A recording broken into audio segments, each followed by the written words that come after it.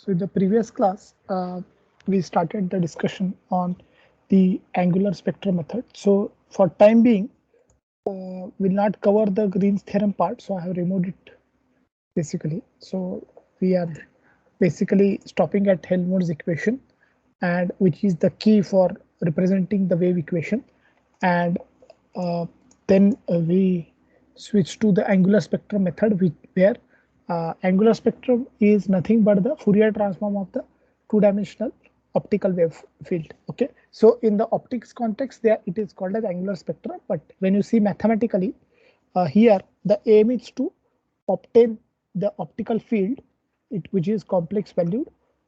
If we know the field at this plane, xy plane, in z equal to 0 coordinate, here in z equal to 0 plane, and when the light propagates from z equal to 0 to z equal to z dash, then after propagation, when it reaches to this plane, xyz plane, xyz dash plane, then what is the value of the optical field we want to calculate, and it is basically based on the principle of this wave propagation equation, which we derived with considering some assumptions on the Maxwell equation. Okay, now angular spectrum method will simplify the calculation of this field, and it is already utilized in digital holography, which we already discussed. Now, in order to derive the the propagated wave from one plane to the other, let us consider that your wave vector k bar has three components, and the magnitude of wave vector is the 2 pi by lambda, which is the wave number, right? So you might already have seen this in some of the other courses as well. So in 3 dimension, when the wave is traveling in this direction, which is shown in red color, the red color shows the wavefront of the plane wave, which is traveling in this direction, and basically it is represented with direction cosines as cos inverse alpha. So this is the angle between the wave vector and the x-axis. Cos inverse gamma is the angle between wave vector and z axis, and cos inverse beta is the angle between vector k and direction, the y axis. So it has three components, kx, ky, kz, and based on this direction cosines, we know that kx is nothing but 2 pi by lambda alpha, ky is 2 pi by lambda beta, and kz is 2 pi by lambda gamma. The wave propagated in this direction, if you want to calculate the what is the complex magnitude of the wave, that is the wave field at point P, which is indicated with xyz, and at time t is e raised to j, the dot product of this wave vector and the position vector of the point. So let's say what we are actually calculating here,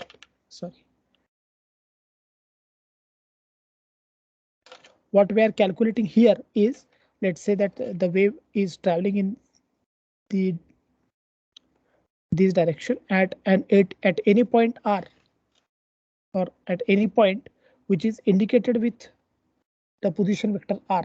If I want to evaluate the field means know the strength of the field, which is e raised to j k bar dot r bar, and r bar is the position vector of that point.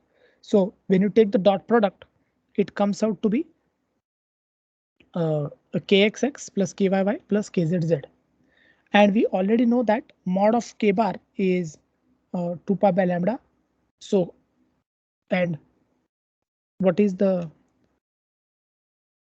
so when this is this, then I can say that mod of k bar 2 pi by lambda is square root of kx square plus ky square plus kz square, right?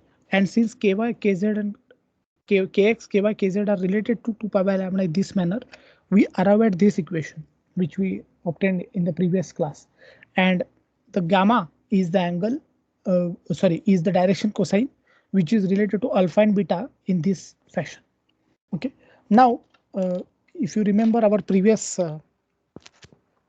discussion, that a plane wave is basically, somewhere I had mentioned,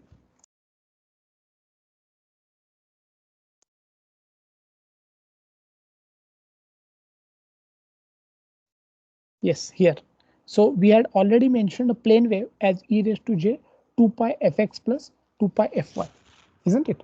So utilizing that fact that a plane wave, I'll write it here again. So plane wave is basically represented with e raised to j 2 pi fxx plus 2 pi fy, where we have seen that this frequency fx and fy basically depends on the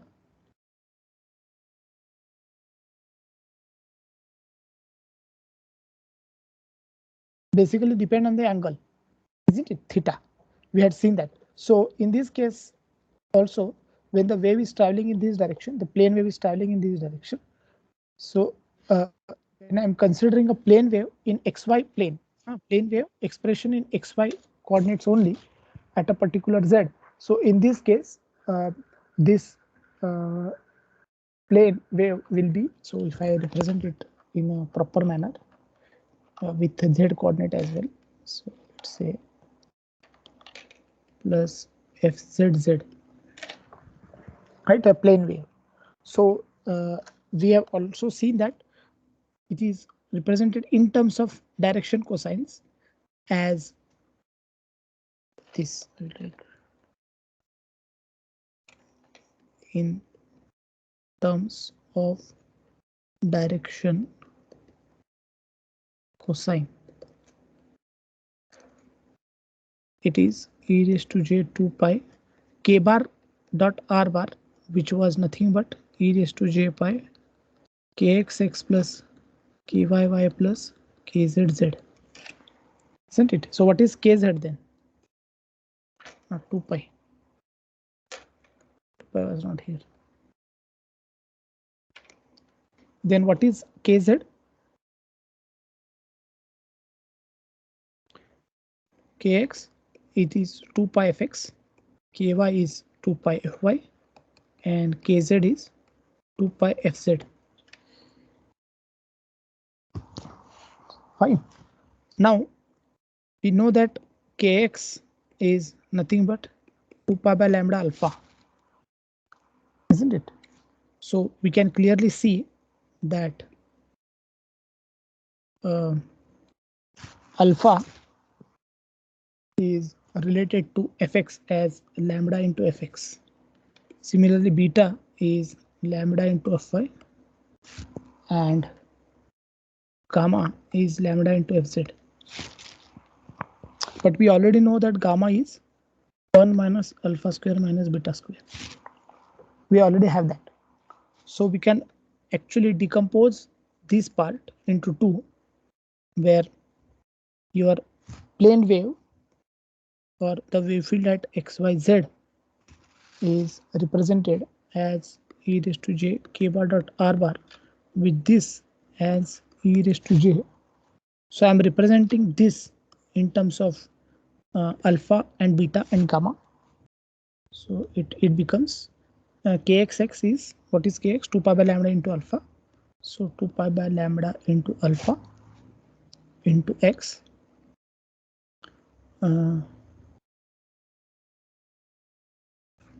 plus 2 pi by lambda into beta into y into, I'm separating out the z part, which is 2 pi by lambda into gamma z. Right? Now at z equal to 0, so the field, I think it will be better if I use the same.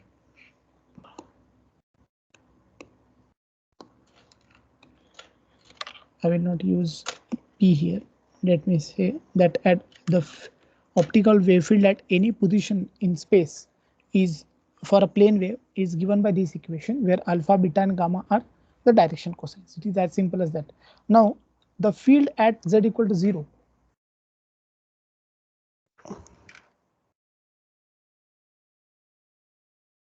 what will be the field at z equal to 0? Can someone tell?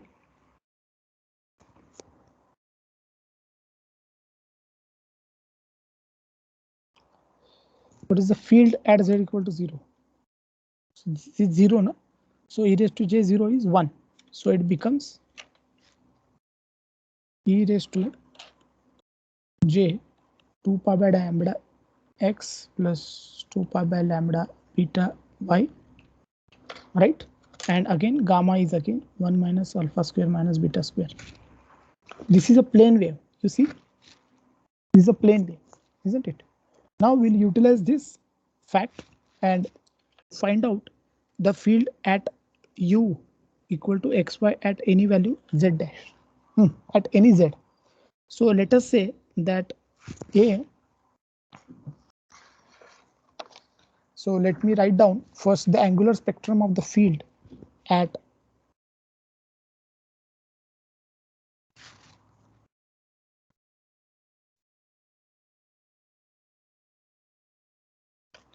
as this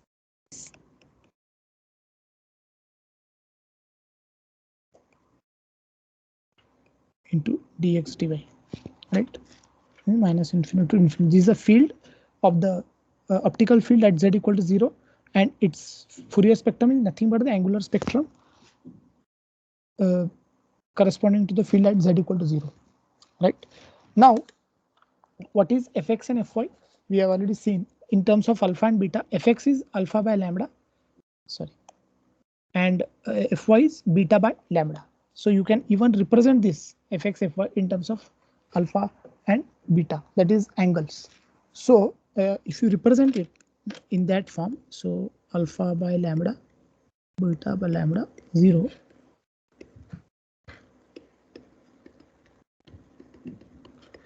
e raised to minus j 2 pi alpha by lambda x plus, or if I can take lambda common, it becomes lambda alpha x plus beta y dx dy. Okay. Now what will be the angular spectrum of the field at z equal to z dash? That is what we want to calculate. So it will be xy z dash e raised to minus j 2 pi by lambda alpha x plus beta y dx dy. That's all, isn't it?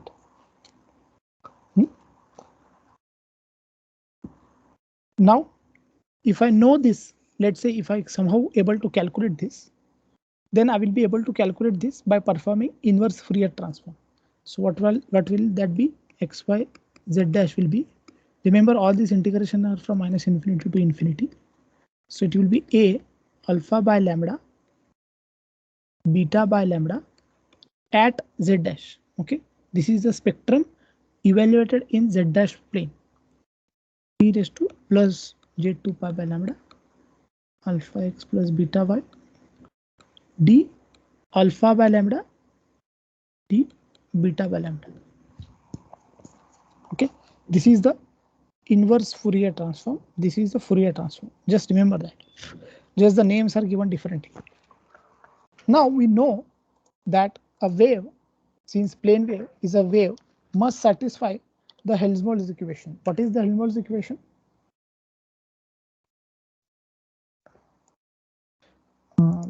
Del square plus k square u is equal to 0. That is what it has to satisfy. What does it mean is that the field at xy z dash must satisfy Helmholtz equation because it is a wave propagation equation.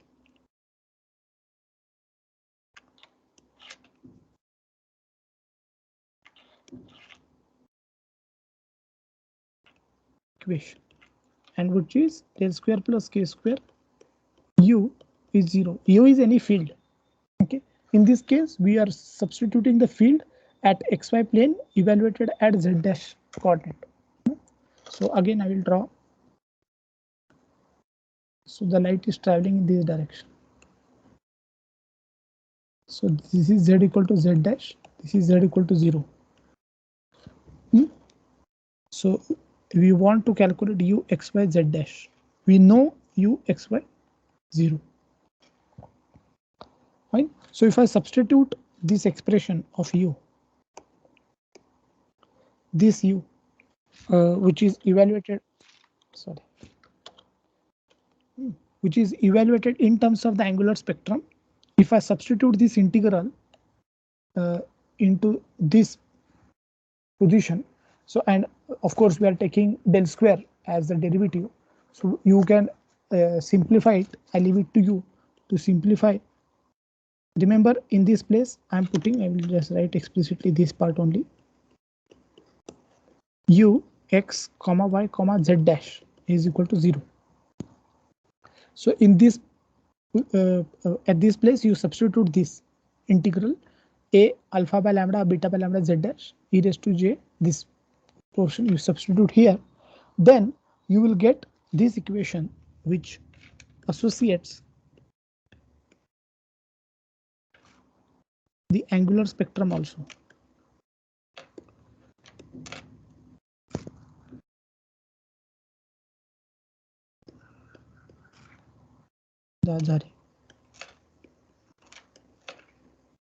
Z dash plus 2 pi by lambda square, because it is k square, which is 2 pi by lambda square, 1 minus alpha square minus beta square, a alpha by lambda beta by lambda at z equal to 0, z dash equal to, sorry, z dash 0. What is this? This is a differential equation. What is the order of the differential equation?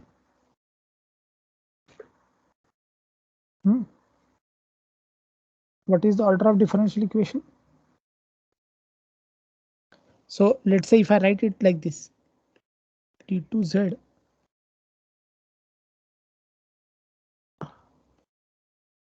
some constant, let's say which constant should I take? Let's say c, y is equal to 0. What is the solution of this differential equation?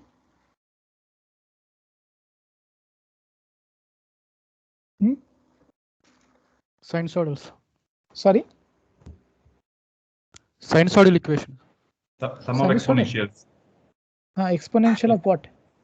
C1 from e power minus root ey plus C2 e power root ey. Sorry. Can you please tell again? What will be y?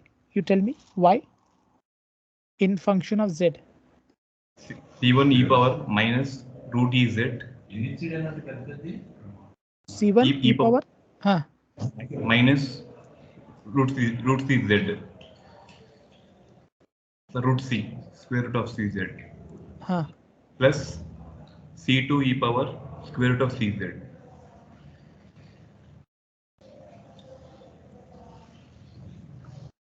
Fine. This is what you are saying, right? Yes, sir. Now, what will be the value of this C1, C2?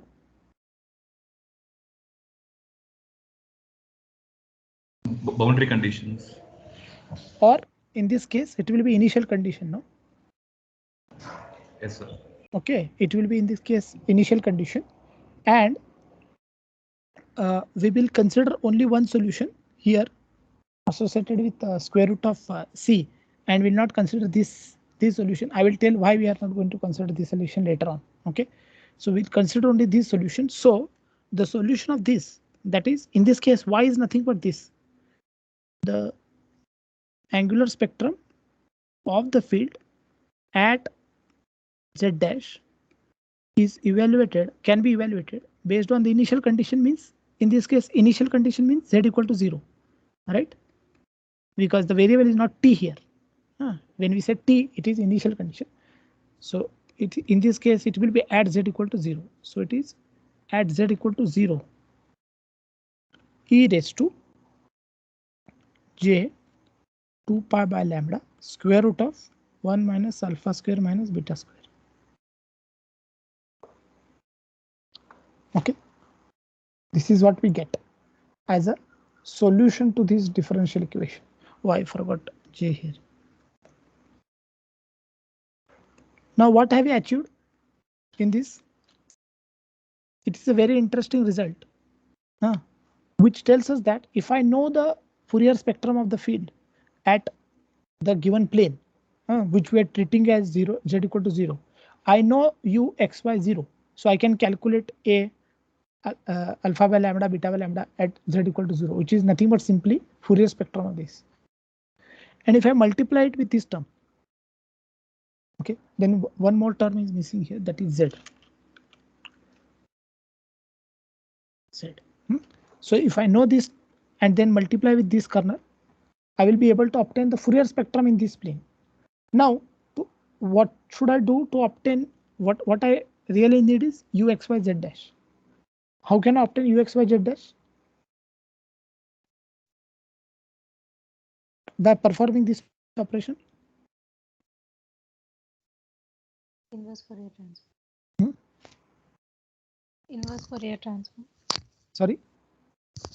Inverse Fourier transforms. So when I take inverse Fourier transform of this, I will obtain this. So you see, any plane, if you know the field, simply take the Fourier transform. This is what angular spectrum says, and we use in digital holography. There also, when we know the field in hologram that is being recorded by CCD, and let's say in that case it is opposite, not opposite, the same thing, just that this is a CCD plane where we had recorded the hologram. We multiplied with the reference, simulated reference, we obtained the field in this plane, but the object was kept here, right, while recording the hologram. So to obtain the field in this plane, we can use the angular spectrum method. In fact, this is the one which is most commonly used in microscopy, digital holography microscopy, where once you calculate the field in this plane, z equal to 0, you perform the Fourier transform, multiplied with this, and then perform the inverse Fourier transform. You will obtain the field at z equal to z dash, and you can vary z. So here it should be z dash. So you vary z as per your requirement. So any plane away from the z equal to 0, you can calculate the field. Okay, and that is the advantage associated with the coherent imaging that we'll see later, which is digital holography was one of the example of coherent imaging. Okay, remember in this case the light field which is used for imaging is of single wavelength, not your white light. Lambda is fixed, is a constant wavelength. Okay, and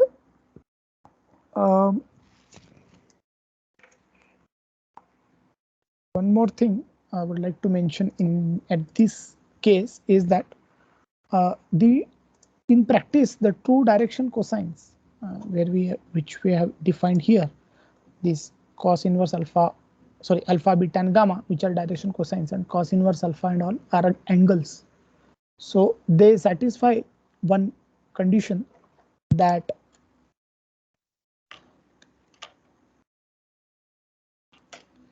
alpha square plus beta square, I will mention it here, alpha square plus beta square being equal to 1 minus gamma square. It is clear from this. So its value is always less than 1. Okay, so the true direction cosines must satisfy this. Otherwise, the solution which I mentioned previously, which I said that we'll discuss later on the other part, minus j root c. See, there are two things. One is alpha square plus beta square can be greater than 1, and alpha square plus beta square can be less than 1. In this case, if you look at this equation, when alpha square plus beta square is greater than 1, then the square root is evaluated on a negative term, which essentially makes provides the output as a the value is complex. So the complex, so let's say it is j some value. So j into some p.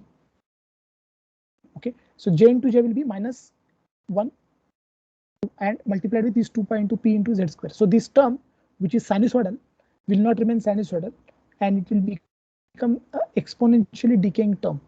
Okay, and which basically provide the evanescent waves, which we are not interested in this context. That's why I said you might come across evanescent wave later on in some of the advanced courses. So we'll not talk about the evanescent wave which are generated when alpha square plus beta square is greater than 1. Okay, but here, since we are evaluating the field at a certain significantly large distance, this term evanescent wave actually they what you can say, they do not they do not propagate to such large distance. They are only associated with very close field. So since we are not interested in those type of waves for imaging purpose, so we'll only deal with this solution where alpha square plus beta square is less than 1. Okay, so with this one can easily now find out the field obtained at the angular spectrum obtained at this by ux z dash can be evaluated as the inverse Fourier transform of just calculated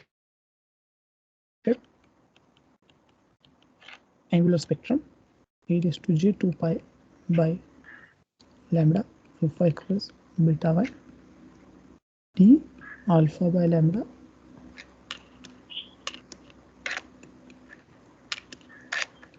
d beta by lambda. Okay, fine. Now we know that this is nothing but a alpha by lambda beta by lambda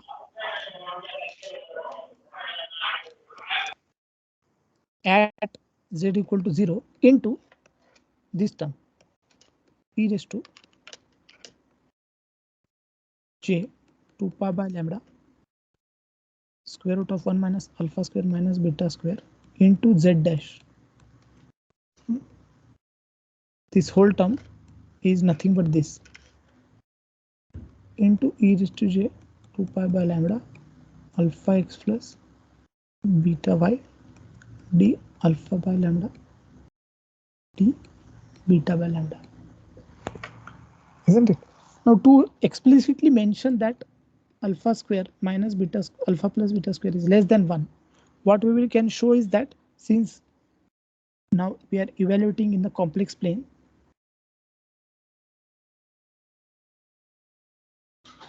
what does this indicate? What is this equation of? This is the equation of what?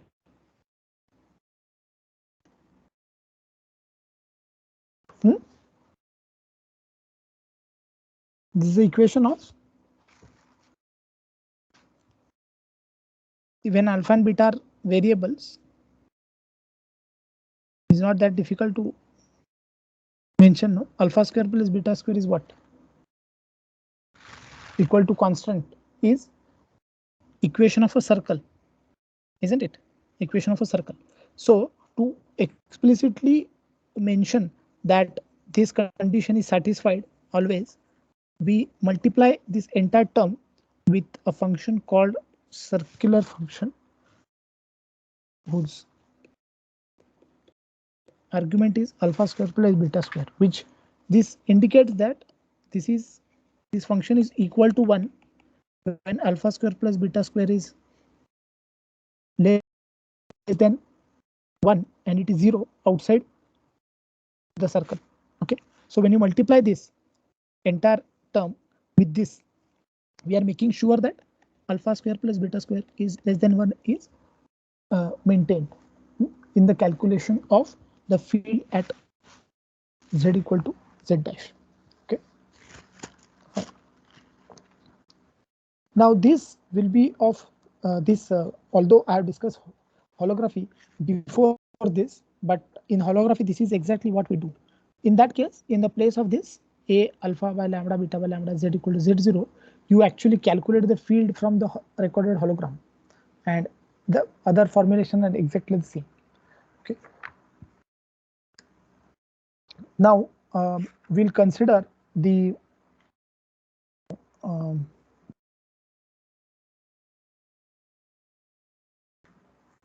think should I directly go into the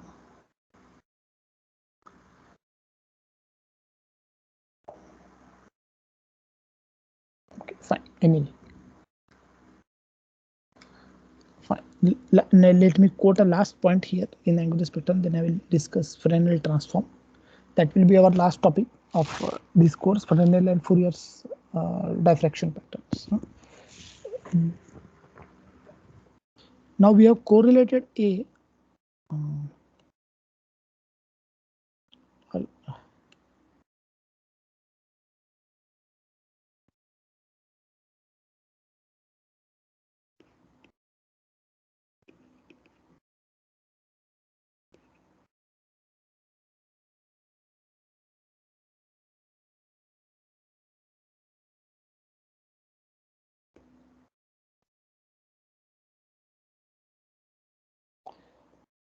Now, if I treat this as a system, you see, this is our propagation domain is a linear medium, isn't it? So when I know the field in this plane and I have calculated the field in this plane by dividing the spectrum in this plane divided by this. So if you remember that for a LTI system,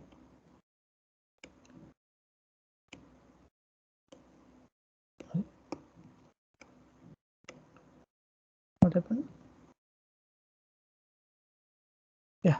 So for an LTI system, when you have input as xt and output as yt, and if x e raised to j omega is or x omega, sorry, is the spectrum of the input signal and y omega is spectrum of output signal, then what do you call it as y omega by x omega? What is this called as? What is this called as? Huh? Transfer. Yes, Juma. Transfer function, right? Transfer function of a system, isn't it? So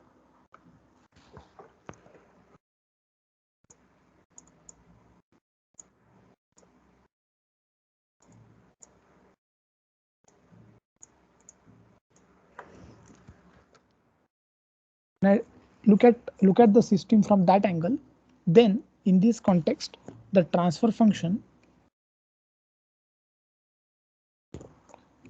is a alpha by lambda beta by lambda z dash divided by a alpha by lambda beta by lambda 0, isn't it? And what does it come out to be? Now we know that alpha by lambda is fx. So let us, because we are dealing with transfer function frequency domain, so fx will be a better variable to use here. So beta by lambda is nothing but fy. So let us say h fx fy is a fx. So I will not write it again. So we know that it is e raised to j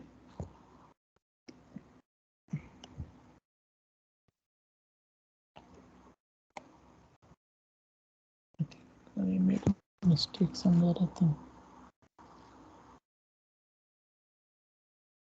I think it is fine. Right. So it is j 2 pi by lambda z dash square root of 1 minus. So it is alpha square means lambda fx square minus lambda fy square. This is the transfer function. But remember, it is equal to this only when square root of alpha square plus beta square is less than 1, right? So alpha square plus beta square is less than 1. What does it mean in terms of frequency? Summation lambda square fx square plus lambda square fy square is less than 1. It means that fx square plus fy square is less than 1 upon lambda. So let's say it is equal to, we are considering, because we are considering the boundary also, this equation is valid when alpha square plus beta square is equal to 1. No problem with that. So it is equal to this transfer function value is this when this condition is satisfied, otherwise it is 0. Otherwise it is 0. Now can you tell me what is the transfer function mean? Oh sorry, what is the magnitude response of the transfer function? What is the magnitude response of the transfer function?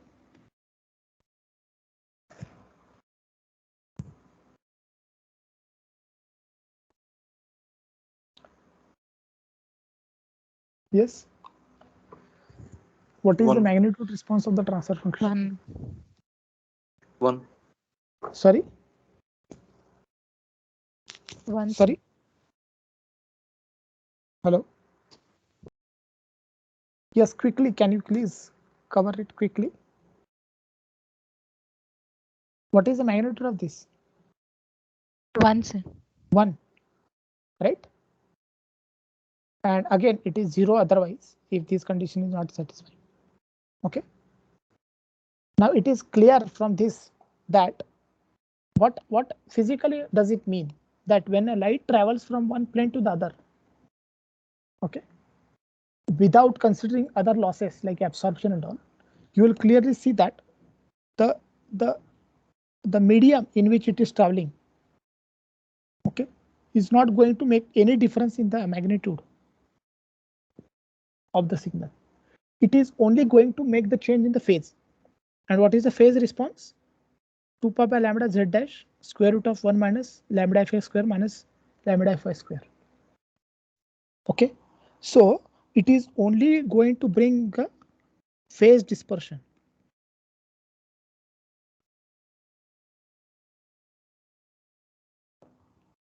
Okay, and it increases with frequency. You see the magnitude of this term will increase with the given frequency. Okay, and what does this mean? What does this mean? This is the physical limit which is imposed by the nature on imaging. Okay, what is the what does it mean? It means that, let's say, you are basically what you are doing is you are eliminating this plane by a wave, laser source, let's say, with a wavelength lambda.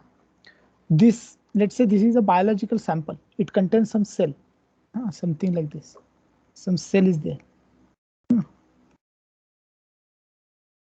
Now, when you try to image it on this plane, this wave propagation equation imposes this condition that square root of fx square plus fy square is less than equal to 1 by lambda. What is 1 by lambda? It is the resolution limit. Okay, it is the resolution limit on the imaging system, which says that if there are if there are two points in this plane. So let's say there are 2 points in this plane which are placed close to each other, where the distance between them is less than lambda, then the corresponding spatial frequency will be greater than lambda in that case. Okay, but since this transfer function has value 0 for square root of fx square plus fy square greater than 1 by lambda, though that part will not be imaged in the imaging plane as it is. That means those 2 points in this plane will be imaged as 1 point. So the particles or the cells, the part of the cell which is of the size lesser than 1 by lambda, those will not be imaged are lesser than lambda in spatial domain. The spatial size of the object is, let's say, less than lambda. That will not be imaged by the system, and it is basically not the problem with the camera or the calculation. It is the physical limit which is imposed by the propagating medium, this entire propagating medium, and it basically means that it is acting as a low pass filter. Okay, it is acting as a low pass filter because you see the frequency, the maximum frequency, if I calculate fx max and fy max, then the maximum spatial frequency square root of fx max plus fy max square is less than or equal to 1 by lambda. Okay, so if the spatial if there are spatial structures in the object, in the cell or something like that, are much finer than lambda, then those will be filtered out, those will be blurred in the image plane. That is what the physical meaning of this, and the angular spectrum provides it in a mathematical format where you know the transfer function of the system. It is not going to make any change in the amplitude, but it introduces the phase dispersion. What does this phase dispersion mean? You see, when you calculate two-dimensional Fourier transform of the field obtained in this, that is uxy 0, what you are actually doing, what is Fourier transform? Decomposing the signal into the basis vectors, right? Fourier basis, isn't it? So in two dimension, what does it mean? It means that you are calculating the